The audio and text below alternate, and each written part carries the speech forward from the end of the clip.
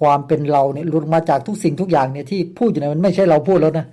นึกอยู่มีอารมณ์อยู่อาการรู้คือมีอาการทุกอย่างเหมือนเดิมเหมือนมนุษย์ทุกคนเป็นกันแหละ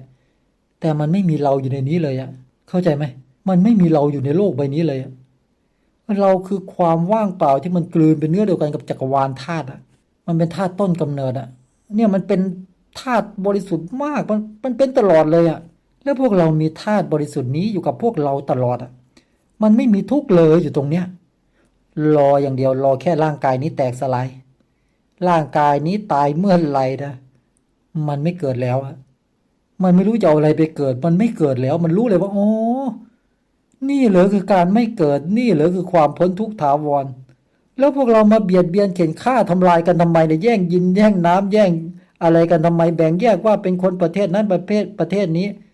พวกเราเป็นเนื้อเดียวกันหมดเลยพวกเรารู้ตัวไหมพวกเราคือจิตคือธาตุชีวิตที่ไม่มีรูปร่างว่างใสบริสุทธิ์มากๆเพียวมากๆ